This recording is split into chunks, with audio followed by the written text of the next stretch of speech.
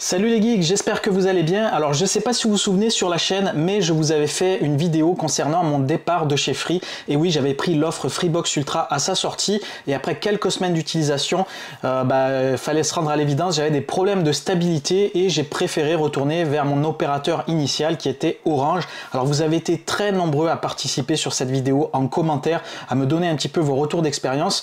Globalement, le sentiment que j'ai par rapport à tous ces commentaires, c'est que vous êtes nombreux quand même à avoir des problèmes chez Free de ce type-là, de stabilité, surtout quand vous êtes en province, un petit peu moins peut-être autour de Paris. Et c'est vrai que les résultats étaient très variables. J'ai eu beaucoup moins de personnes qui mentionnaient des problèmes, par exemple chez Orange. J'ai quand même des utilisateurs qui sont pleinement satisfaits des offres de chez Free. Donc je pense que c'est quand même assez aléatoire. Et du coup, dans cette vidéo, vu que ça fait 3 bons mois maintenant que je suis retourné chez Orange, je voulais vous faire un petit point, un petit compte rendu par rapport à ces 3 mois d'utilisation, savoir si la qualité est au rendez-vous. Qu'est-ce que vous pouvez espérer avec l'offre fibre de chez Orange, vous présenter la Livebox 7 puisque je suis passé sur ce nouveau modèle puisque moi j'avais la Livebox 6 et vous donner globalement mon avis d'une manière générale. Je vais vous montrer également l'interface Livebox, vous allez voir que c'est pas forcément folichon et je vous parlerai également un petit peu des offres TV. Donc voilà un petit peu sur le programme de cette vidéo, mais avant ça, comme d'habitude, si jamais vous tombez sur cette vidéo par hasard, n'hésitez pas à vous rendre sur ma chaîne, il y a plein de vidéos cool à découvrir. Je fais pas seulement des vidéos de ce type-là, je parle également beaucoup de présentation de logiciels, de présentation de distribution Linux, des trucs et astuces, on parle également de tests produits, on parle jeux vidéo, on parle cinéma. Bref, ici c'est une chaîne où j'essaye de partager mes passions, mes connaissances, mes expériences également au travers de mes vidéos et l'idée c'est de vous faire passer un bon moment et de partager ensemble, je dirais, nos passions. Donc si ce genre de vidéo et si cette thématique, l'univers des geeks, vous intéresse, n'hésitez pas à nous rejoindre. On est un peu plus de 13 000 sur la chaîne et ça me ferait vraiment plaisir de compter des abonnés en plus. Donc n'hésitez pas à faire grossir les rangs, je compte sur vous et ça me fera vraiment plaisir. Allez, pour commencer, je vais vous montrer un petit peu la Livebox 7. Let's go!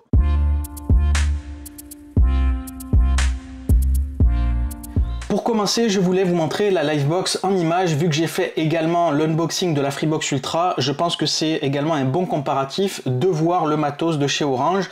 Alors, je me suis bien embêté puisque forcément, j'avais toute ma configuration d'installer, donc j'ai dû tout débrancher pour pouvoir vous la présenter. Donc voici le bébé, donc ça c'est la Livebox 7, la dernière génération de Livebox. Alors il y a quand même pas mal de trucs à dire sur cette Livebox. Déjà au niveau du format, donc on est sur un format plutôt carré, symétrique et il n'y a pas trop, je dirais, d'extravagance au niveau du design. On est sur quelque chose de relativement sobre, mais on reste quand même sur une finition entre guillemets un petit peu premium, à l'image par exemple de ce qu'il y a sur les côtés ici. Il y a un revêtement, en fait une sorte de tissu qui est serti du logo Orange. Ça ressemble un peu à une enceinte connectée, mais ça sort pas du tout de son effectivement. Donc ça c'est déjà le premier point. Ensuite ici vous avez un grand écran digital ici. Alors c'est pas vraiment de l'OLED ou quoi que ce soit, ça ressemble un petit peu aux écrans qu'il y a sur les liseuses Kindle de chez Amazon. Donc c'est un truc un petit peu contrasté, je sais pas exactement quelle est la technologie, mais c'est très lisible et je pense que ça consomme très peu. Là ici donc vous avez une LED d'état, ce qui vous permet de voir un petit peu comment se comporte votre box, si tout est bien connecté, etc. Au niveau du positionnement, elle va se positionner debout, donc vous pourrez bien sûr la mettre allongée, mais vu qu'on est sur un truc un tout petit peu arrondi, ça va être peut-être un petit peu bancal, mais c'est faisable. Moi de toute façon ça m'arrange qu'elle soit debout puisque par rapport à la configuration où je l'ai placée, il faut qu'elle soit debout et c'est très bien. Et ensuite donc sur la partie arrière vous avez donc tous les ports, je vais vous les montrer un petit peu après, on va continuer à faire le tour au niveau du design. Alors comme vous pouvez le voir en fait sur le dessus, sur les côtés, vous avez des aérations, ce qui permet d'avoir une bonne, je pense, ventilation, un bon refroidissement au niveau de la box. Et l'air de rien, elle pèse quand même vachement. Je pense qu'elle est plus lourde que la Freebox Ultra et je sais pas ce qu'ils ont mis dedans, mais en tout cas, ça pèse son poids. Alors maintenant, on va passer à la partie arrière ici. C'est la partie quand même un petit peu névralgique de la box. Alors déjà, pour les habitués de chez Orange, exit le boîtier additionnel fibre. Ici, vous avez directement la prise optique pour brancher votre prise fibre directement sur la Livebox. Ça c'est quand même assez pratique plutôt que d'avoir deux équipements. Là ici vous avez une prise d'alimentation donc qui est sur les connectiques un petit peu standard, c'est pas de l'USB-C. Là ici vous avez un port USB 3, vous avez ici un port RJ45 en 10 gigabits. Oui, la Livebox 7 a bien un port 10 gigabits, donc vous pourrez, si vous avez l'équipement à côté, avoir un réseau local en 10 gigabits. Ensuite ici, et ça c'est dommage, vous avez 4 ports 1 gigabit, contrairement à la Freebox Ultra où c'est du 2 Go 5. J'aurais apprécié avoir des ports 2 Go 5. Tant pis, on fera avec, hein, de toute façon, j'ai pas le choix. Ensuite ici, vous avez deux prises téléphoniques. Alors moi, personnellement, j'utilise pas le téléphone sur la Livebox. Vous avez un bouton reset et vous avez ici également un bouton service. Alors je sais pas exactement à quoi il sert celui-là. Et vous avez un petit bouton on-off pour pouvoir l'allumer, la redémarrer. Donc ça, c'est quand même aussi assez pratique. Ça évite de devoir à chaque fois débrancher la prise. Alors d'une manière générale, je la trouve quand même relativement bien conçue et assez robuste. Elle est quand même assez quali au niveau des finitions. Alors c'est pas du très haut de gamme, mais on est sur quelque chose qui est quand même relativement bien fini. Alors on s'en fout un peu quelque part du design, puisque très souvent elle est perdue au fond d'une buanderie ou perdue dans un meuble TV. Nous, ce qui nous importe, c'est tout ce qui va concerner la partie software et surtout la partie, je dirais, connexion, stabilité, etc. Donc c'est ce qu'on va voir tout de suite dans les prochaines parties.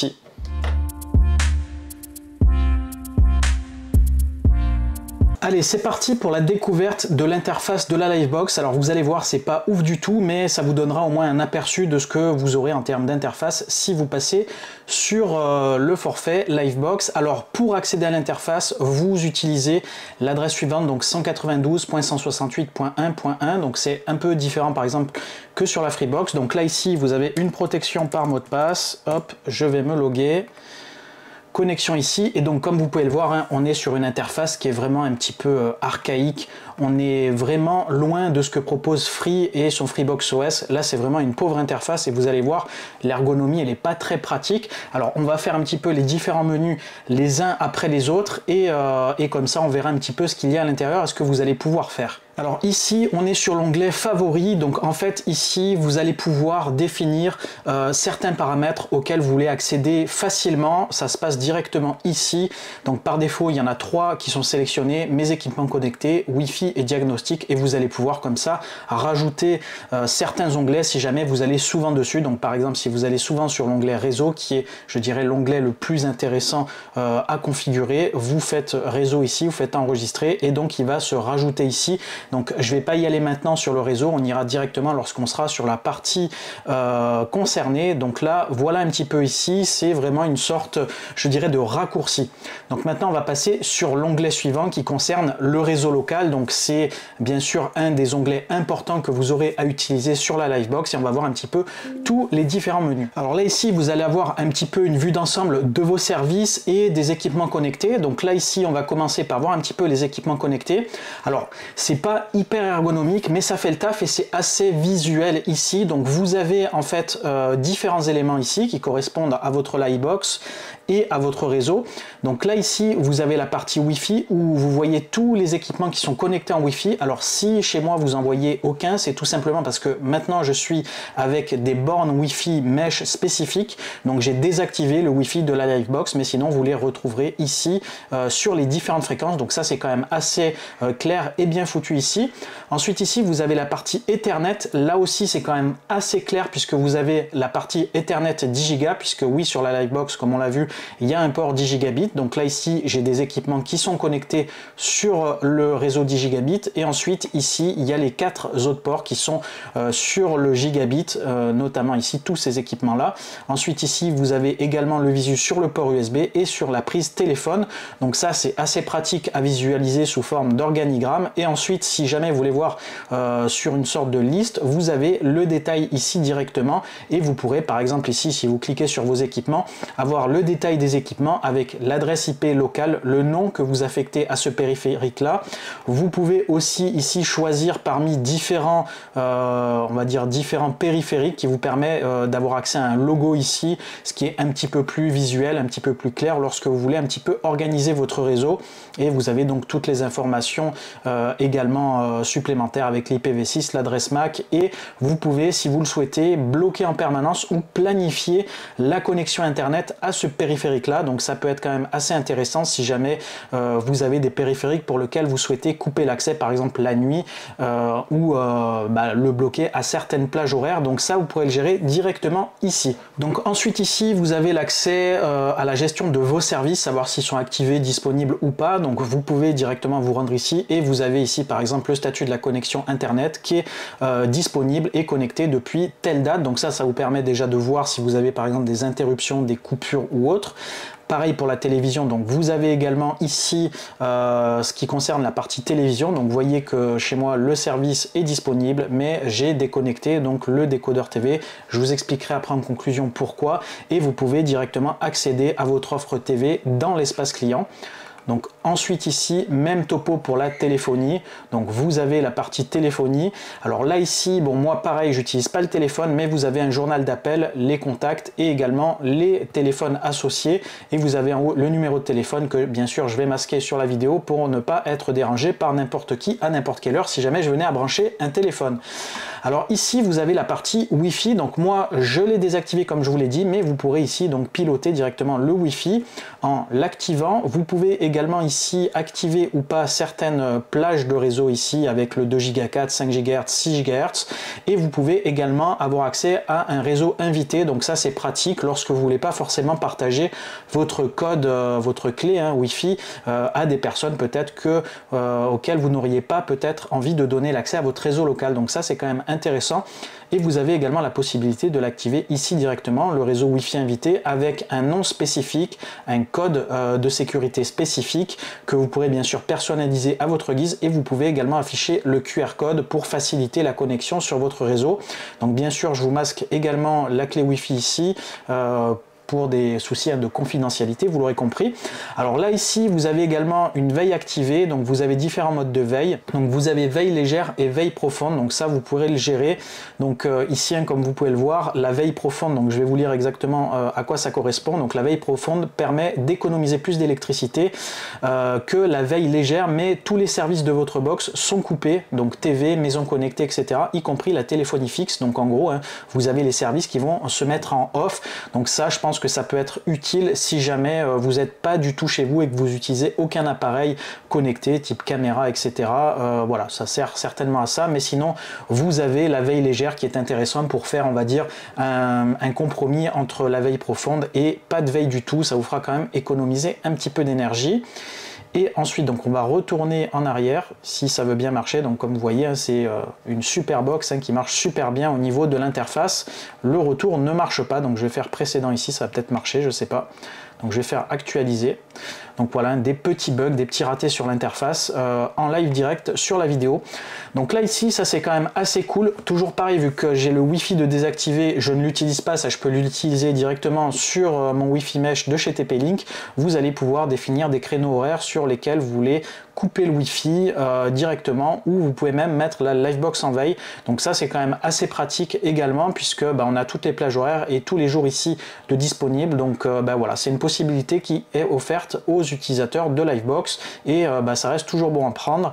Et ici donc vous avez l'historique des connexions avec toutes les connexions qui ont été faites. Ça vous permet quand même d'avoir un visu assez basique des connexions qui ont été faites. Et là si on clique sur l'équipement, par exemple décodeur TV ici, est-ce qu'on voit le détail? Non, on a juste le même détail que tout à l'heure sur les équipements connectés, où vous pouvez donc bloquer l'accès ou planifier le blocage d'accès ou autoriser en permanence.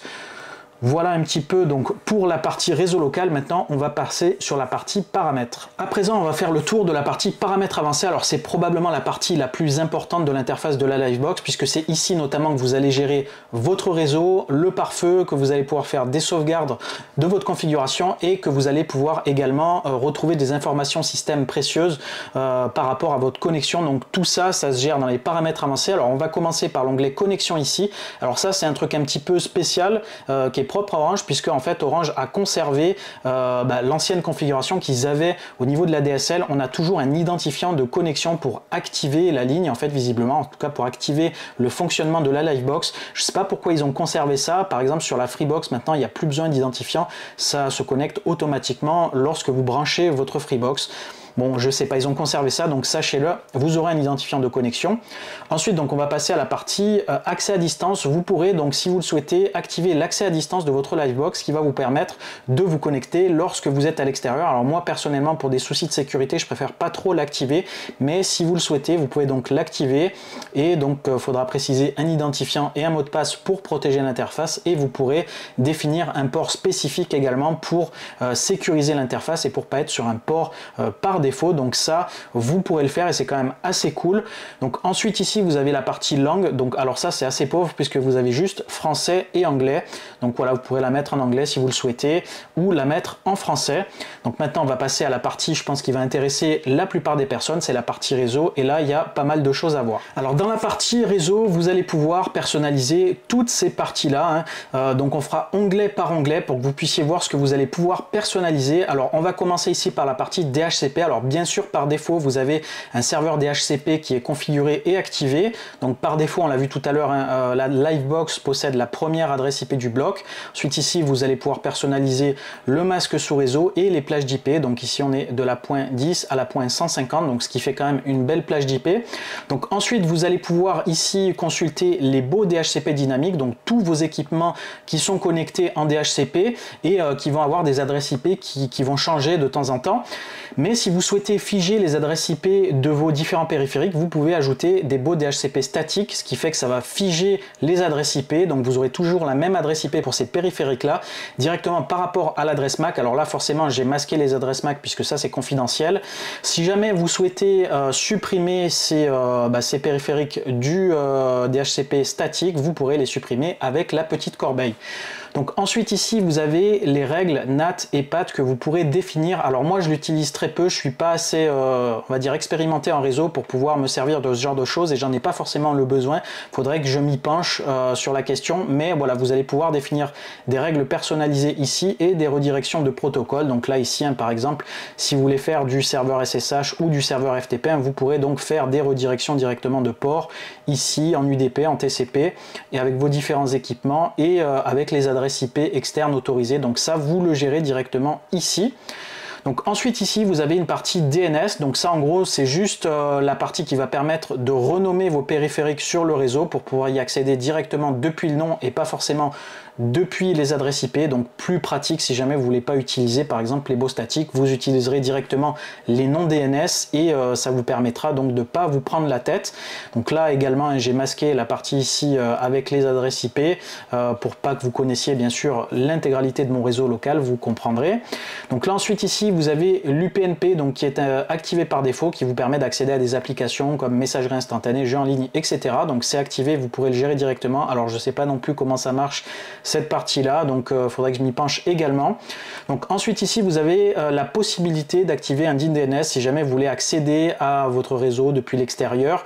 Donc ça vous pourrez directement configurer plusieurs fournisseurs, donc NoIP, ChangeIP, OVH DIN Host ou DIN DNS. Donc ça vous le gérez directement, ceux qui ont l'habitude d'utiliser ce genre de service, vous savez comment ça se passe. Donc ici vous avez également une DMZ donc qui vous permet d'accéder à un équipement depuis l'extérieur, donc vous pourrez le gérer directement ici.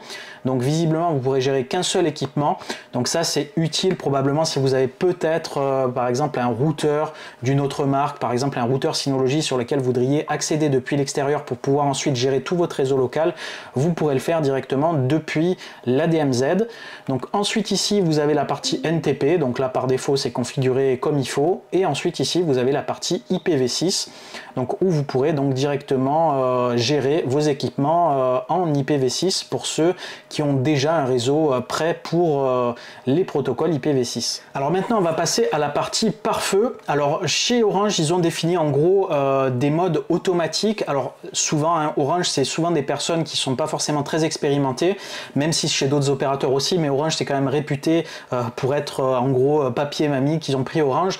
Donc tout est un petit peu facilité et notamment au niveau des niveaux de sécurité ici vous avez trois modes: faible, moyen, élevé. Par défaut défaut, il est réglé sur recommandé. Alors sur faible, ça va désactiver en gros toutes les règles du pare-feu et ensuite il faudra vous-même définir ça. Il y a des nota bene ici, par exemple réservé aux utilisateurs avancés qui comprennent les risques liés à la sécurité, forcément.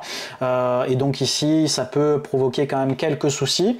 Donc le mode moyen, c'est le mode que j'utilise là par défaut, qui est un mode qui permet de faire fonctionner à peu près tous les services de manière assez simple sans vous prendre la tête. Et ensuite, il y a le mode élevé qui va filtrer toutes les connexions entrantes et les connexions sortantes ne sont autorisées que pour les applications standards sur Internet, donc web, mail, news.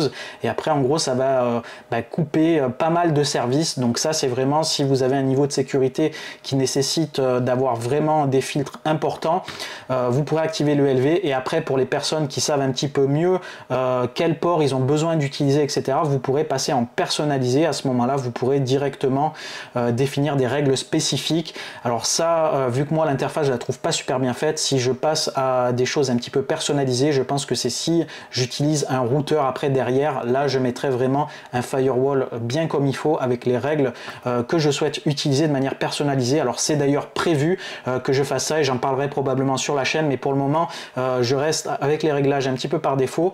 Donc voilà, vous avez un truc assez basique mais qui devrait globalement faire l'affaire. Donc là ensuite vous avez une partie sauvegarder et restaurer, donc c'est pas du tout lié à une sauvegarde de votre PC ou de vos équipements, ça va tout simplement sauvegarder les réglages de votre Livebox. Si jamais par exemple vous venez à changer de Livebox, ça va restaurer vos paramètres si jamais vous faites une réinitialisation ou voilà, si vous changez de Livebox. Donc ça se fait automatiquement et ça permettra de récupérer tous vos réglages réseau, ça vous évitera de devoir tout reconfigurer, donc ça c'est quand même assez pratique. Donc vous pourrez également, si vous le souhaitez, changer le mot de passe de l'interface. Et maintenant on va voir la partie information système qui nécessite un petit peu, je dirais, de détails. Alors là ici dans la partie information système, vous pourrez récupérer pas mal d'informations précieuses à propos de votre configuration. Donc ici vous allez retrouver des informations concernant tout ce qui va être votre Livebox, donc dans la partie générale, la partie internet, la partie Wi-Fi, LAN, VoIP, USB, TV et ONT.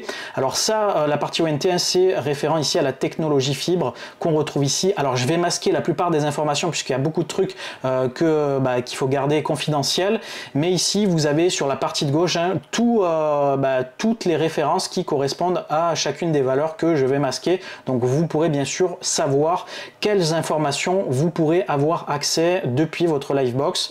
Donc là ici dans la partie internet, vous avez accès à toutes ces informations là avec notamment le statut de la connexion, la dernière connexion, la durée de la connexion, vous avez la taille du MTU, vous avez l'adresse IP publique qui vous est attribuée actuellement, vous avez l'adresse du DNS primaire et secondaire que vous ne pouvez pas personnaliser sur la Livebox et ça c'est bien dommage, contrairement à la Freebox. Donc ça c'est un point que certaines personnes m'avaient posé je crois en commentaire et non, vous pouvez pas le faire sur la Livebox. Donc ensuite ici sur la partie Wi-Fi, donc qui est désactivée de mon côté, vous avez ici pareil les octets envoyés, les octets reçus, etc. Donc vous avez pas mal d'informations avec les adresses MAC des différentes cartes Wi-Fi. Dans la partie LAN, même punition avec les ports Ethernet et la vitesse de connexion de chacun des ports. Donc vous avez les adresses MAC, bref, vous retrouverez vraiment pas mal de choses concernant votre Livebox. Également pareil pour la VoIP, vous avez vos informations avec le numéro de téléphone, etc. Pour la partie USB, là aussi vous avez l'état de la partie USB, savoir s'il y a quelque chose de connecté ou pas.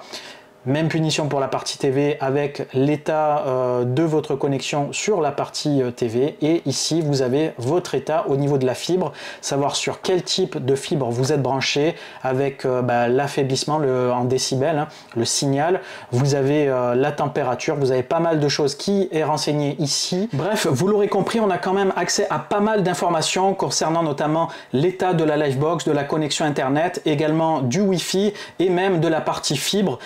Malgré tout, on reste sur une interface ultra archaïque, comme vous pouvez le constater. Donc maintenant, on passe à la partie assistance et dépannage. Et comme je vous l'ai dit tout à l'heure, Orange, généralement, c'est fait pour des personnes qui ne s'y connaissent pas trop. Et à l'image ici de cette fonction-là qui s'appelle accès assistance, en gros, vous allez pouvoir donner l'accès à un téléconseiller pour qu'il puisse prendre la main sur la Livebox et peut-être corriger certains problèmes de configuration réseau ou en tout cas checker si tout se passe bien.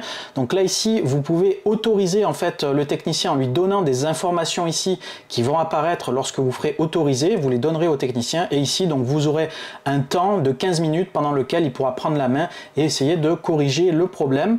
Ensuite ici donc vous avez une partie mise à jour Livebox, donc vous pourrez directement faire la mise à jour en faisant une recherche ici, donc ça c'est assez cool parce que ça évite d'avoir à débrancher et rebrancher, vous avez directement un bouton mise à jour, donc c'est quand même assez pratique. Là ici vous avez une partie diagnostic, donc ça aussi c'est assez sympa, vous allez sélectionner le service pour lequel vous voulez tester, donc ça va faire un diagnostic automatique et ça va vous dire s'il y a un problème ou pas, donc là aussi c'est quand même assez facile à utiliser. Généralement quand vous avez un souci, les conseillers de chez Orange arrivent à lancer des diagnostics à distance, ils arrivent à faire certaines opérations, mais parfois ils vous demandent de faire un diagnostic directement ici. Donc vous avez également ici une partie réinitialisation, donc ce qui permet de mettre d'usine en gros votre Livebox, et ici vous avez la possibilité de redémarrer la Livebox directement en cliquant ici, donc ensuite vous aurez le bouton redémarrer. Donc voilà pour la partie assistance et dépannage. Et enfin ici pour terminer, vous avez ici une partie application et liens utiles, donc ça sert à rien que je me rende sur chaque lien, donc c'est des trucs pour accéder à l'espace client, etc. Et vous avez ensuite le bouton de déconnexion, donc je pense qu'on peut en rester là, on va se déconnecter et ça y est, vous connaissez maintenant à quoi ressemble l'interface de la Livebox. Voilà, je vous reprends un petit peu face caméra pour faire un petit topo par rapport à ce qu'on vient de voir. Donc comme vous avez pu le voir, hein, l'interface de la Livebox, elle est quand même très archaïque au niveau de l'interface, c'est assez mal foutu. Vous pourrez faire pour votre réseau local, je dirais, la plupart des réglages que vous avez besoin de faire, mais après, les Livebox, c'est quand même un petit peu limité sur certaines fonctions. Je sais que certains ont besoin de fonctions un petit peu spécifiques et par exemple, vous n'avez pas de mode bridge sur la Livebox. Donc, si vous voulez mettre un routeur derrière et désactiver toute la partie routage sur la Livebox, ça, vous ne pouvez pas le faire. Et je sais que certains, c'est une fonction pour laquelle ils ont besoin de l'avoir et ça, Free le propose par exemple. Donc, je préfère donc le préciser. Également, on l'a vu dans la vidéo, vous n'avez pas accès à la partie DNS, donc vous ne pourrez pas changer les serveurs DNS de votre Livebox. À ce moment-là, vous serez obligé de changer les serveurs DNS directement dans vos différents équipements si jamais vous voulez outrepasser des restrictions DNS ou si jamais vous voulez utiliser des DNS peut-être plus rapides comme ceux de Cloudflare par exemple. Ça, il faudra le faire directement depuis vos différents postes. Bon, maintenant qu'on a fait le tour un petit peu de la partie hardware et software, il est temps de faire quelques tests de débit, quelques tests d'utilisation en pratique pour que vous voyez un petit peu ce que ça vaut en termes de rapidité, la fibre chez Orange. Alors on va commencer par faire des tests de débit de la connexion internet. Alors pour ça je vais utiliser une application dédiée, donc c'est Speedtest. On fera également le test avec nperf, donc qui est un petit peu l'alternative à Speedtest. Alors je sais que ce genre de test c'est pas forcément je dirais toujours représentatif de la qualité de la connexion internet, puisqu'après il y a peut-être des lenteurs sur d'autres types de réseaux et souvent c'est très optimisé sur les speedtests, à l'image un petit peu lorsque l'on teste les cartes graphiques ou les processeurs avec des logiciels comme par exemple 3D Mark, vous avez souvent des très bons résultats et après en jeu ça peut varier mais ça donne quand même une échelle, je dirais, de résultats qui sera quand même assez représentative de ce qu'on a d'une connexion à l'autre. Donc ça vaut quand même le coup de faire ce genre de test. Alors je ferai des tests sur différents serveurs, comme ça on aura un petit peu une fourchette. Je suis accompagné de mon petit fond d'écran de Mad Max Furiosa, comme ça vous avez une belle image à côté et on va commencer par le premier test ici. Donc on est sur un serveur Orange sur Marseille, donc je suis de ce côté là et ça va nous donner un petit peu le reflet du résultat. Alors là déjà le ping, hein, comme vous pouvez voir, 1 milliseconde, on est sur des très bonnes valeurs, 1 milliseconde. Là ensuite débit descendant, je suis à 1900 mégabits, donc en gros 1,9 gigabits. On me vend du 2 gigabits, donc on est très proche du débit qu'on me propose. Donc ça déjà c'est quand même assez intéressant. Et en upload ici on est sur du 800 mégabits, c'est le débit également qu'on m'alloue. Donc en gros je suis quasiment au taquet de ma connexion. Là il est quelle heure? Il est 19h45, donc on est à une heure où généralement les gens sont rentrés chez eux et utilisent leur connexion. Donc c'est quand même assez intéressant en termes de résultats. Donc on va faire encore 2 autres serveurs et après on passera à une autre application. Allez, à présent je m'éloigne un peu et je vais faire du Bouygues Télécom à Nice, donc ce qui est un petit peu plus éloigné de Marseille et ça donnera une autre peut-être valeur et c'est un autre opérateur. Donc forcément là on va peut-être avoir des différences. Donc là ici au niveau du ping il s'est allongé, ce qui est assez logique, donc on est à 9 millisecondes. Et là par contre en termes de débit descendant on est sur du 2000, donc là on arrive vraiment au taquet de ma connexion. Donc il y a une très bonne je dirais connectivité entre mon réseau et ce réseau là. En termes de débit montant, donc là aussi, on est au taquet de ma connexion. On est un petit peu meilleur que sur la connexion Orange. Donc là, vous pouvez le voir, la stabilité de la connexion chez Orange, c'est un des premiers signes que je vous dirai après en conclusion. J'ai des résultats généralement assez linéaires et assez bons un petit peu partout, et ça c'est le point fort d'Orange pour moi. Donc on va tester maintenant un troisième serveur, peut-être qu'on aura des valeurs un petit peu moins importantes, on va voir. Je vais essayer d'augmenter la distance, de mettre sur une autre ville, et on verra un petit peu ce que ça donne. Alors je voulais taper sur du Paris, mais dans la liste là, il ne me le propose pas. Alors c'est peut-être parce que sur l'application, vous n'avez peut-être pas le choix de tous les serveurs comme ça, c'est peut-être pas très intuitif, il faudrait peut-être passer par le site internet, mais je sais que c'est bridé côté navigateur. Donc là, on est sur Toulouse, donc on est encore plus éloigné, on est sur SFR, donc un autre opérateur encore, et on va procéder à un nouveau test et on va voir un petit peu ce que ça donne. Alors, qu'est-ce que ça donne ici? Niveau ping, 17 millisecondes, donc on voit que là, le ping s'est allongé. Donc forcément, quand la distance s'allonge, généralement, le ping augmente au passage. Et donc là, ici, même constat que tout à l'heure, on est au taquet. Donc que ce soit sur Nice, sur Marseille ou sur Toulouse, j'ai à peu près les mêmes résultats en termes de débit. En débit montant, c'est à peu près pareil, on est un petit peu moins que sur Nice, on est sur du 750, ça grimpe un petit peu. Donc on est sur des très bonnes valeurs concrètement.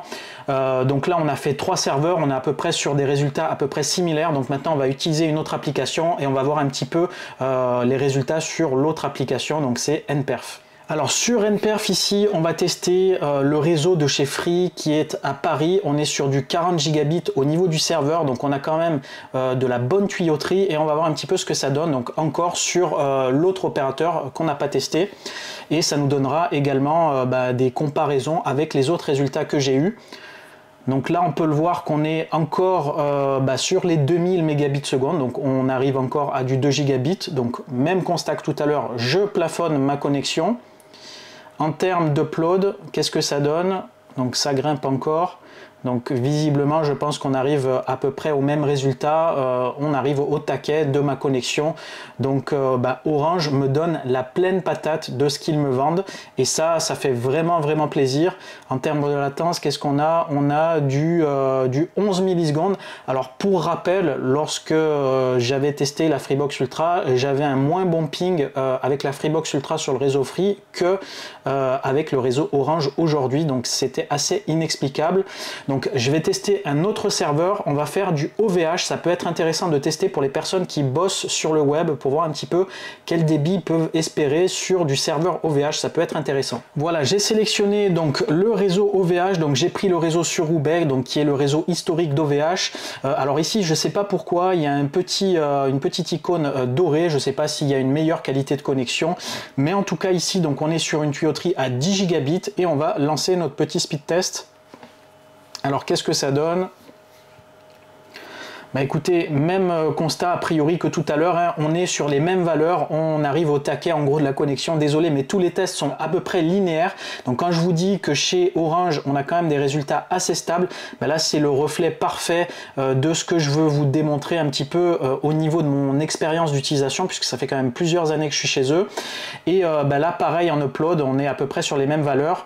Et comme vous pouvez le voir, la courbe est quand même assez lissée ici. Tout à l'heure aussi en téléchargement, sur tous les autres débits, on a également une courbe assez lisse, donc vous avez de très bons résultats. Et là ici également au niveau du ping, on est sur du 14 millisecondes, donc ça reste des valeurs quand même assez acceptables pour de la fibre, même si bien sûr on aimerait tous atteindre des scores en dessous des 10 millisecondes, on reste sur des valeurs vraiment je dirais performantes. Et là par exemple, si vous avez des données à transférer chez OVH, à transférer sur des serveurs dédiés, sur des VPS ou autres, chez Orange vous avez de la bonne tuyauterie pour le faire, et ça fait quand même assez plaisir. Alors les tests de débit c'est bien, mais ça reflète pas toujours la réalité lorsqu'on est vraiment dans la pratique. Et pour ça on va faire quelques tests de téléchargement. Alors on va télécharger des ISO de différents services pour voir un petit peu ce que ça donne. Donc là on va faire du Debian et de l'Ubuntu par exemple. Alors déjà, premier point que je voulais notifier, c'est que c'est pas parce que vous allez avoir un mauvais résultat de téléchargement sur tel ou tel ISO que vous avez forcément un problème de connexion. Il peut y avoir une multitude de raisons qui fait que lorsque vous téléchargez par exemple un fichier, il y a des lenteurs. Ça peut venir d'une surcharge du réseau, ça peut venir peut-être d'une panne temporaire, ça peut venir aussi peut-être d'un débit qui n'est pas suffisant au niveau du serveur sur lequel vous téléchargez. Ce qu'il faut surtout voir, c'est on va dire tester différents services, différents sites, et là si vous avez vraiment des lenteurs de manière générale, là effectivement vous pourrez tirer des conclusions, mais si vous avez que des lenteurs par-ci ou par-là, là malheureusement c'est pas forcément de la faute de votre opérateur, il ne faudra pas forcément l'incriminer, sauf si bien sûr vous avez une multitude d'utilisateurs qui remontent des problèmes qu'avec cet opérateur là et qu'avec ce fournisseur là, à l'image par exemple à une certaine époque de Free et de YouTube, ou peut-être d'un autre opérateur et d'un autre service. C'était arrivé par le passé et ça peut se reproduire. Donc là ce qu'on va faire, on va télécharger Debian 12, donc qui est une ISO ici en DVD qui fait environ 4 Go, et on va voir un petit peu ce que ça donne en termes de vitesse ici. Donc je vais cliquer ici, on va lancer le téléchargement. Hop, ici j'avais supprimé ce test là, et on va voir un petit peu ce que ça donne en termes de débit. Donc là en gros on tape à peu près 120 ms. J'étais monté sur quelques tests à 140 ms, donc ça vous donne à peu près une valeur de téléchargement. Alors ça reste vraiment quand même assez satisfaisant de télécharger à ces vitesses là, même si on n'est pas au taquet de la connexion, puisque là il y a encore de la marge. Mais aussi il ne faut pas oublier que sur le navigateur vous n'avez pas forcément la vitesse maximum, peut-être que parfois vous pourrez l'atteindre si vous utilisez d'autres protocoles, par exemple peut-être sur du FTP ou sur du AirSync, etc. Là en tout cas on arrive quand même sur des valeurs largement suffisantes pour du téléchargement d'ISO. Donc on va tester maintenant sur un autre site pour voir si on arrive à peu près aux mêmes valeurs. Donc là maintenant on va se pencher sur le cas Ubuntu, donc qui est une distribution quand même assez répandue. On a une ISO qui fait 6 Go, et vu que c'est on va dire une distribution Linux qui est assez plébiscitée, elle doit peut-être être assez téléchargée, il doit y avoir pas mal de monde sur les serveurs qui l'utilisent. Donc on va voir si on a les mêmes résultats en termes de téléchargement. Donc on va attendre que ça se lance, ça devrait se lancer automatiquement. Et donc là ici, donc on est sur quoi? Sur du 18 ms, sur du 17 ms, donc là on est clairement sur des débits médiocres pour de la fibre. Donc là on est clairement sur le problème que je vous expliquais tout à l'heure. Vous avez beau avoir du débit, vous allez parfois avoir des résultats médiocres en termes de rapidité de téléchargement, et là Ubuntu c'est le cas. Pourtant je pensais vraiment qu'ils auraient je dirais la tuyauterie nécessaire pour encaisser des débits aux alentours d'une centaine de ms, et là non, c'est quand même assez lent. Alors ça reste bien sûr pas hyper long, hein, vous avez 7 minutes à attendre, hein, c'est pas la fin du monde, mais voilà, c'est quand même assez décevant. Donc je vais pas aller jusqu'à la fin puisqu'on a déjà, je pense, la valeur maximum en termes de résultats, et on va tester encore un autre site pour voir un petit peu si on a des valeurs un petit peu différentes encore. Allez, on fait un autre test maintenant sur une distribution Fedora qui est une alternative assez intéressante à Ubuntu, et on va voir ce que ça donne avec ce type de distribution là en termes de débit. On va faire télécharger ici. Et donc là, on arrive aux alentours des 100 MO, donc on est quand même sur des résultats là qui sont quand même un petit peu meilleurs que sur Ubuntu, même bien meilleurs que sur Ubuntu, mais c'est assez variable. Donc ça, c'est le reflet vraiment de ce que je vous disais. Ça dépend pas forcément de votre connexion internet, mais ça dépend de beaucoup d'éléments au niveau des débits de téléchargement. Donc par exemple, pour les dernières connexions où vous tapez du 8 gigabits, vous allez avoir énormément de mal à tirer 8 gigabits sur l'ensemble des sites web ou sur l'ensemble des services. Donc ça va plutôt être utile lorsque vous faites des connexions simultanées en parallèle, ou lorsque vous faites par exemple de l'auto-hébergement, etc. Là ça va être intéressant, mais au-delà d'un certain seuil de rapidité, pour un usage vraiment bureautique, ça va pas forcément être nécessaire, parce que la plupart après des réseaux vont être généralement assez bridé. Alors on s'est fait de l'ISO en téléchargement depuis navigateur, on a fait du speed test, et je pense qu'un autre test intéressant à faire, c'est de télécharger des jeux sur Steam. On est sur des fichiers très volumineux et généralement ça prend une plombe. Là l'idée c'est de voir un petit peu ce que ça peut donner, parce que je sais qu'il y a pas mal de joueurs qui pourraient être intéressés de savoir un petit peu qu'est-ce que ça donne par exemple de l'Orange avec le réseau Steam par exemple. Donc on va faire un test de téléchargement de jeu. Donc là j'ai PUBG, donc d'ailleurs ça fait longtemps que j'y ai pas joué, que que je vais réinstaller, ce qui va vous donner à peu près les valeurs par exemple de ce genre de téléchargement avec une connexion Orange. Alors bien sûr, comme je vous l'ai dit, c'est ce que j'aurai comme résultat. Ça ne veut pas forcément dire que vous aurez ces résultats là, mais ça sera représentatif en tout cas des capacités de téléchargement du réseau Orange vers le réseau de chez Steam. Donc là ici c'est une installation, hein, c'est pas une mise à jour, donc l'ISO fait à peu près 40 Go je crois. Et donc là, au niveau du débit ici, on est sur du 900 mégabits. Donc pour l'instant, on est moitié moins que ce que ma connexion permet, mais on reste quand même sur des valeurs suffisamment rapides pour que ça prenne pas 100 plombes. Est-ce qu'on arrive à dépasser les 1 gigabit? Pour l'instant, oui, on arrive à atteindre le gigabit. Donc la courbe continue de monter. 1,1 gigabit, 1,2. Donc je le fais en live, hein, j'avais même pas trop fait attention. Là c'est marrant de faire ce test en live comme ça parce que généralement moi j'installe mes jeux, je me prends plus la tête après, hein, là c'est juste pour la vidéo. Donc 1,4 gigabit, donc c'est quand même assez important. Par exemple sur le réseau Microsoft, je suis quand même plus limité je trouve en termes de débit, et ça c'est peut-être propre plutôt au réseau Microsoft. Alors j'ai pas, ça fait longtemps là que j'ai pas checké en détail les chiffres parce que souvent vous avez juste le temps restant, vous lancez l'install, vous partez et vous n'allez pas forcément faire gaffe de la vitesse à proprement parler. Alors là on est combien? 1,5, je pense que là on est au taquet là, j'ai l'impression. Donc je vais pas, ça sert à rien après de continuer jusqu'à la fin, mais en gros voilà à peu près ce que ça donne, hein, 1,5 gigabit. Donc on a 40 gigas à télécharger. Temps restant 2 minutes, donc en gros moins de 5 minutes pour télécharger un jeu de 40 Go. Je pense que ça reste quand même suffisamment rapide pour qu'on se prenne pas trop la tête.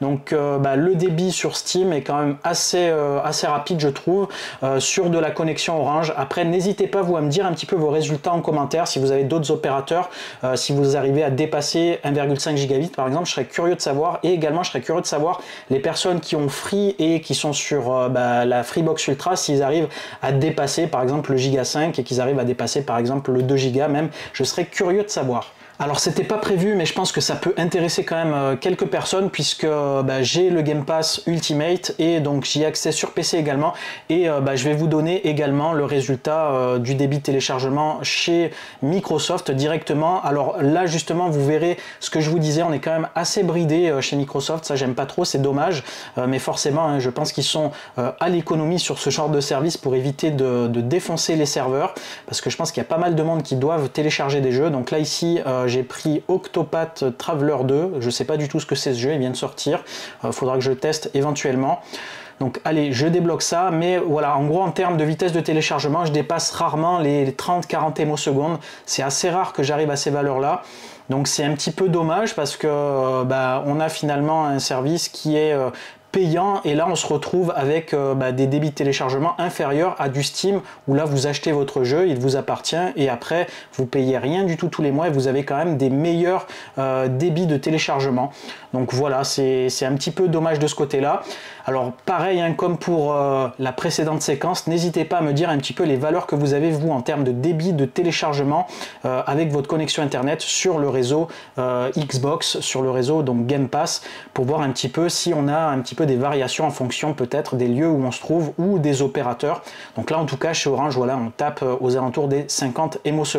Donc par rapport à ce qu'on a vu tout à l'heure sur Steam, ça représente à peu près 500 mégabits seconde, 600 mégabits seconde. Donc on est à peu près moitié moins, voire plus que moitié moins, presque 3 fois moins rapide que sur Steam. Et comme vous pouvez le voir également, il y a beaucoup de variations de débit, on passe de 20 à 30, on monte à 50, donc il y a beaucoup de variations. Donc voilà ce que ça donne sur le réseau Xbox. À présent, dernier petit test pour les personnes notamment qui possèdent un NAS. Je vais copier un fichier d'une dizaine de gigas sur mon PC pour vous donner à peu près une ordre d'idée du débit que vous pouvez avoir par exemple avec la Livebox sur un équipement Synology. Donc j'ai un Synology DS415 Play et donc je suis connecté sur un port gigabit, donc j'irai pas plus vite. Et là comme vous pouvez le voir, je suis au taquet du port gigabit, je suis à 110 ms/s et on a un débit qui est très linéaire sur du réseau local. J'ai jamais eu de surprise sur la Livebox là-dessus, contrairement à d'autres tests que j'avais fait chez d'autres opérateurs. Je vais pas toujours citer les mêmes. Alors j'ai également un NAS Asustor, j'ai fait un test sur la chaîne si jamais vous voulez voir ce que ça donne en termes de résultats. Là pour l'instant il n'est pas connecté, mais j'arrive à des valeurs aux alentours, il me semble, de mémoire de 600 ms sur le port 10 Gb. Donc là ici je suis sur du 113 ms, 110 ms et j'ai une courbe très linéaire, donc c'est hyper stable au niveau du réseau local. Alors forcément ça va varier peut-être en fonction de l'équipement, en fonction de votre carte réseau ou du switch que vous utilisez. Mais en tout cas, j'ai pas de décroché, j'ai pas de chute vraiment anormale. Donc on est sur du matos qui fonctionne plutôt bien sur du réseau local. Donc voilà un petit peu ce que ça donne. Donc je sais pas si ce test est très probant, mais en tout cas, je voulais vous le montrer et je pense que du coup, on en a terminé pour les tests.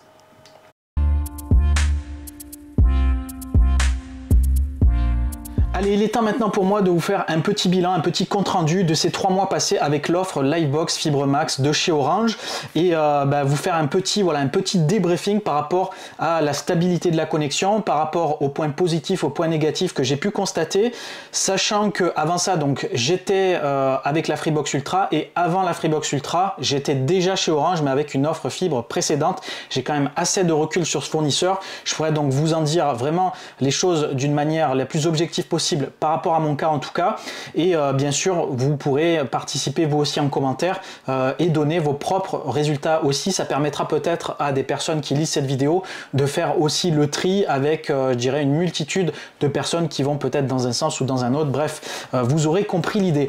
Alors déjà, premier point, c'est concernant le débit, la vitesse de la connexion internet, puisque c'est l'un des points aujourd'hui importants qui différencie les offres. Et aujourd'hui Orange est un petit peu à la traîne, puisque le débit maximum proposé sur les offres c'est du 5 Gb en download et 1 Gb en upload.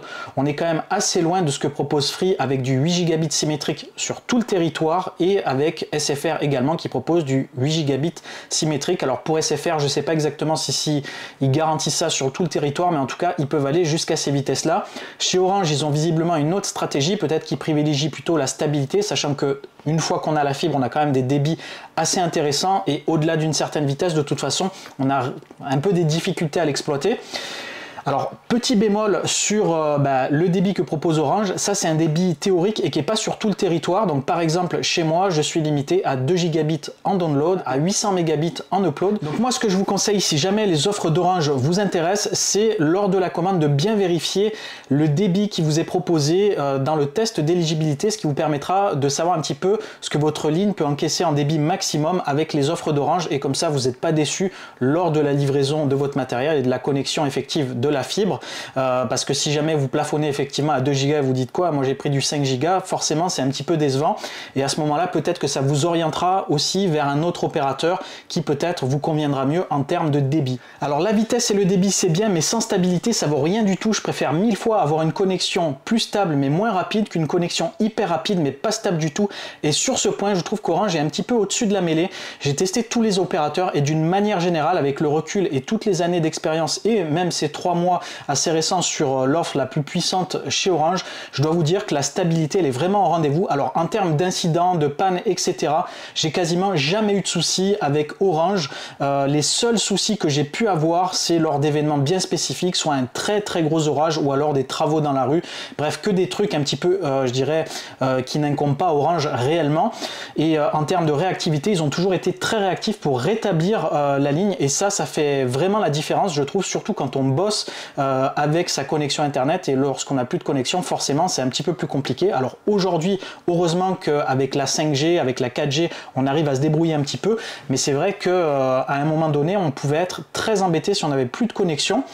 Alors ça c'est pour le point, je dirais, panne. Il y a également la stabilité de la connexion internet en termes de, je dirais, de débit, de courbe de débit, et là aussi c'est au rendez-vous puisque j'ai une connexion qui est très stable en termes de vitesse, et je suis tout le temps au taquet de ce que me vend Orange, et ça aussi ça fait vraiment plaisir puisque du matin 7h jusqu'au soir ou dans la nuit, j'ai un débit qui est très linéaire. Je suis tout le temps au taquet de ce que me vend Orange, et c'est ce qu'on attend d'un fournisseur qui nous tout simplement alloue la capacité totale qu'il nous vend. Donc j'arrive à 2 Gb en download quasiment tout le temps et à 800 Mbps en upload, et ça pour moi c'est un point très important et un des critères vraiment à prendre en compte lorsque vous choisissez un fournisseur d'accès.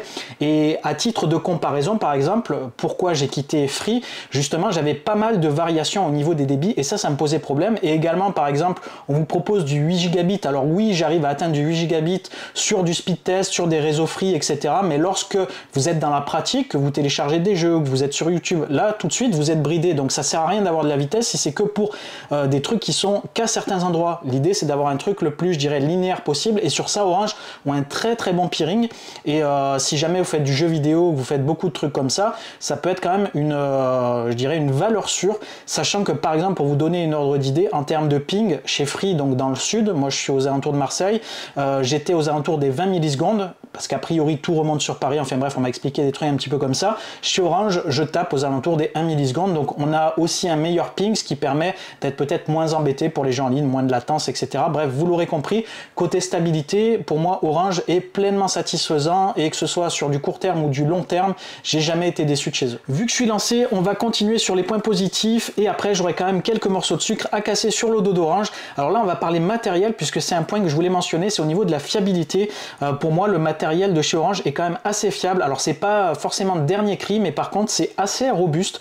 Moi de mon côté, j'ai testé plusieurs générations donc de Livebox, la 5, la 6 et la 7, et ma foi, elles sont jamais tombées en panne, jamais eu de problème, et même parfois qu'il y avait des orages, je les débranchais pas forcément, et jamais eu de soucis de ce côté-là. Alors je sais pas si c'est de la chance ou si c'est le fait que c'était derrière un onduleur, mais en tout cas, jamais eu de soucis de ce côté-là, donc je voulais quand même le mentionner. Également, donc au niveau du Wi-Fi, je trouve que le Wi-Fi est quand même au-dessus de ce que j'ai pu tester sur la Freebox Ultra, malgré le fait qu'il n'y ait pas de Wi-Fi 7. Pour moi, d'une manière générale, j'avais une meilleure portée et un meilleur débit à distance. Donc ça, c'est quand même un point intéressant. Si jamais vous n'êtes pas forcément à côté de la Livebox, sachez qu'il y a quand même une bonne connexion. Et si jamais vous êtes vraiment très très loin, à ce moment-là, il y a 3 répéteurs Wi-Fi inclus. Et ça aussi, je les ai testés sur la chaîne. Ils fonctionnent super bien, les répéteurs Wi-Fi de chez Orange. Alors moi, entre-temps, je suis passé sur du Wi-Fi Mesh de chez TP-Link qui fonctionne encore mieux. Mais voilà, c'est un point quand même que je voulais mentionner, parce que c'est vrai que c'est un peu la course au Wi-Fi, la course au débit, je dirais, sans fil, et de ce côté-là, Orange sont quand même très très bien positionnés. Alors forcément, la Freebox Ultra avec le Wi-Fi 7 va claquer tous les scores de débit, mais si c'est pour être à 20 cm de la box, je vois pas l'intérêt. Ce qui est important, c'est d'avoir de la portée en Wi-Fi. Sinon, bien sûr, si on est à côté, il n'y a rien de mieux que le filaire. Et en tout cas, sur donc des connexions en 10 gigabits, le mieux, c'est effectivement d'être en filaire. Et justement, là aussi, je voulais le mentionner, c'est vrai que on nous tartine de 8 gigabits, etc. avec les autres opérateurs. Orange a pris un petit peu, je dirais, entre guillemets, les devants également de leur côté, puisque sur la Livebox 7, on a également, donc comme on l'a vu lors de la présentation de la Livebox, le port 10 gigabits. Et donc, vous pourrez quand même faire fonctionner un réseau à 10 gigabits en préparation. Je dirais, lorsque Orange passera en 8 gigabits, vous aurez de toute façon le matériel qui suivra. Mais donc d'une manière générale, le matériel chez Orange est assez fiable et efficace. Voilà. Bref, je m'égare un petit peu, mais vous l'aurez compris, le matériel chez Orange, il est un petit peu archaïque, mais il fonctionne plutôt bien, que ce soit en filaire ou en Wi-Fi. Vous pourrez profiter de votre connexion Internet, je dirais, de manière optimale. Mais bien sûr, tout n'est pas rose. Et oui, tout n'est pas rose chez Orange, et là où ils sont vraiment pas bons, c'est sur la partie software, et notamment au niveau de l'interface de gestion de la Livebox. Vous l'avez vu lors de la vidéo, on est sur une interface archaïque, et ça, honnêtement, elle me plaît pas vraiment. Il y a des choses qu'on ne peut pas faire, contrairement à chez Free, comme par exemple la mettre en mode bridge, ou comme par exemple changer les DNS. Ça, pour certains, c'est des points rédhibitoires, et si ces points-là, vous voulez les modifier chez Orange, vous ne pourrez pas. Donc ça, déjà, c'est un gros point noir. Donc si jamais vous êtes un geek, vous êtes un bidouilleur, etc., je pense qu'Orange risque peut-être de vous frustrer un petit peu. Également, apparemment, c'est un petit peu compliqué à obtenir une adresse IP fixe.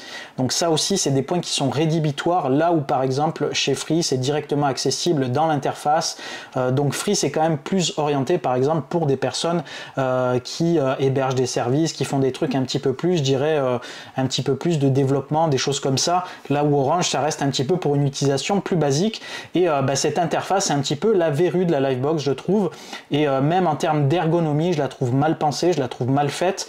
Donc de ce côté-là, un gros dépoussiérage pour moi est nécessaire du côté de chez Orange. Ils ont mis peut-être un peu plus le paquet sur le côté équipement, mais le côté software, voilà, ils ont été vraiment en dessous. Et dans le même esprit, même constat sur la partie TV. Alors pour vous faire un petit peu part de mon expérience, en gros, ça faisait longtemps que j'avais arrêté d'allumer l'ancienne Livebox TV que j'avais, donc le vieux décodeur assez gros que j'utilisais plus. Et là, bon, lors de ma nouvelle commande de Livebox, j'ai pris l'option TV parce que je voulais peut-être m'y remettre. Donc je reçois la fibre, tout est branché, je reçois le décodeur TV, je le branche et j'avais bien sûr en mémoire encore l'ancienne interface de chez Free que je venais de résilier. Et là, grosse déception lorsque j'allume l'interface, on est sur une interface archaïque, vraiment pas du tout intuitive, contrairement à celle de chez Free, très peu de chaînes disponibles, j'ai l'impression d'être sur la TNT, après tout le reste quasiment est payant et pas mal de bugs, pas mal de lenteurs, donc de ce côté là vraiment grosse déception. Et pareil l'interface, donc comme je vous ai dit, hein, vraiment pas intuitive du tout. Bref, c'est pas compliqué, j'ai tout débranché, j'ai annulé l'option et j'ai tout arrêté, voilà, tout simplement. Autant prendre par exemple un Molotov TV aux alentours des 5 € par mois, ne pas prendre l'option TV qui est facturée aux alentours de 5 € également, et de profiter par exemple de Molotov TV sur tous vos appareils, tablettes, etc. qui fonctionnent bien mieux que cette interface un petit peu mal pensée. Donc en tout cas, c'est ce que je pense actuellement et on est bien en deçà que ce que propose par exemple Free avec la Freebox Ultra et donc la Freebox Pop et leur application Oki qui est pour moi largement au-dessus. Alors certes, il y a parfois quelques anomalies, mais le bouquet TV, si pour vous c'est un point vraiment important, je pense qu'Orange est peut-être pas fait pour vous et à ce moment-là, il faudra soit vous orienter vers un autre opérateur, soit tout simplement ne pas prendre l'offre TV de chez Orange et passer directement vers une offre TV payante de manière externe où vous pourrez peut-être être un peu plus satisfait de ce qui est proposé. On en vient maintenant au tarif et vous vous en doutez, Orange est au-dessus du panier, c'est probablement l'opérateur le plus cher en France, mais malgré tout l'écart tend à se réduire petit à petit. On est quand même bien loin de l'époque où Free nous avait sorti son forfait tout compris à 30 €, c'était l'offre je dirais summum au maximum et vous aviez toutes les options disponibles de chez Free pour 30 €. Là aujourd'hui, Free a fait quand même pas mal augmenter la note et aujourd'hui le forfait le plus cher chez Free, il fait 59 €, donc c'est quand même pas une paille, même si ça inclut pas mal de services à côté. On se rend compte que finalement petit à petit, les autres opérateurs visent à, je pense, avoir une meilleure marge et ont tendance à augmenter les tarifs, là où Orange, qui avait une politique de tarifs élevés, peut se maintenir sur ces tarifs élevés, les autres sont obligés un petit peu de le rattraper puisque forcément l'investissement ça a un coût et ce coût il faut forcément le répercuter sur les ventes et du coup le forfait par exemple de chez Free en dessous du forfait Freebox Ultra, c'est le forfait essentiel, vous n'avez pas toute l'offre VOD, il est quand même à 49 € et si on regarde le forfait de chez Orange Livebox Fibre Max, on est à je crois 54 € ou 56 €, donc on a un écart de 5 à 6 €, ce qui n'est pas forcément très énorme hein, si on se rend compte. Alors oui, ça reste plus cher. Moi personnellement je préfère mettre le prix supplémentaire pour avoir une fiabilité plus importante puisque je travaille avec internet et pour moi c'est vraiment important et bien sûr si pour vous le coût c'est vraiment important, prenez l'offre la moins chère, il y a d'autres offres également encore moins chères, mais d'une manière générale il ne faut pas avoir je dirais d'amalgame sur le fait que Orange c'est forcément hors de prix etc. Il faut bien regarder les offres puisque si on regarde un petit peu les offres promotionnelles, ce qui est inclus etc. on pourrait avoir de bonnes surprises parfois chez Orange, il y a parfois des opérations commerciales qui font que vous y retrouvez plutôt pas mal, mais malgré tout hein, ça reste quand même un point négatif puisque forcément il est au-dessus du panier, il pourrait forcément être un petit peu en dessous, donc si le prix pour vous c'est un point vraiment très important, faudra peut-être se tourner vers d'autres opérateurs qui seront peut-être plus rentable. Autre point très moyen chez Orange, c'est au niveau des conditions contractuelles. On est encore sur des conditions d'un autre temps. Et oui, il y a encore de l'engagement sur 12 mois lorsque vous souscrivez un contrat. Et ça, c'est vraiment, je trouve, moyen. Là où Free, justement, joue carte sur table, ils sortent une nouvelle offre et ils proposent du sans engagement. Ça vous plaît, ça vous plaît, ça vous plaît pas, vous partez, vous payez vos frais de résiliation 49 €, mais vous êtes quitte, vous n'avez pas de compte à rendre. Là où chez Orange, vous êtes engagé sur 12 mois, à la fin de la période de 12 mois, vous mangez encore 49 € de frais de résiliation. C'est la double peine et ça, c'est quand même un petit peu abusé. En gros, hein, si vous êtes content d'une offre commerciale, vous n'avez pas à en changer. Donc ça sert à rien ce genre de politique un petit peu, je dirais, d'un autre temps. C'est du gain petit et pour moi, carton rouge de ce côté-là, ça devrait plus exister ce genre de choses. La seule chose qui compense un petit peu cet engagement, c'est le fait que ce soit associé souvent à des offres commerciales assez, je dirais, agressives qui permet de contrebalancer cet engagement. Là, par exemple, je paye 39,99 € pour 6 mois ou pour 1 an, mais Free aussi propose également un dégressif de 10 € sur une période de 1 an. Donc on n'est pas obligé d'assortir des offres commerciales à de l'engagement. Ça se faisait il y a très longtemps, mais aujourd'hui on pourrait s'en passer. Bref, si jamais vous le saviez pas, mais maintenant vous le savez, et moi en tout cas c'est le genre de truc qui m'énerve, donc je voulais le mentionner. Allez, voilà, vous savez tout. Alors avant de terminer, je voulais juste préciser que je ne suis sponsorisé par aucun fournisseur d'accès pour réaliser cette vidéo, que ce soit Orange, Free, SFR ou Bouygues. J'ai réalisé cette vidéo vraiment à titre personnel en tant qu'utilisateur et c'est un avis totalement subjectif. Bien sûr, ce que moi je constate, c'est pas forcément ce que vous constaterez.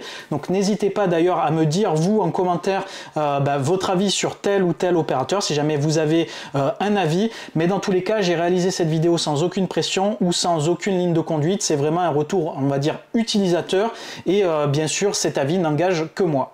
Allez, il est temps de vous laisser. Alors j'espère que cette vidéo vous a plu et surtout qu'elle vous sera utile. Si jamais vous avez des questions, des remarques ou vous voulez tout simplement discuter avec moi, n'hésitez pas à poster un commentaire, je réponds systématiquement à tout le monde. Également, n'hésitez pas à mettre un max de likes sur la vidéo pour soutenir mon travail et soutenir la chaîne. Au passage, si vous voulez être informé lorsque je publie des prochaines vidéos, n'hésitez pas également à vous abonner. Sur ce, je vous dis à très bientôt, portez-vous bien, ciao les geeks!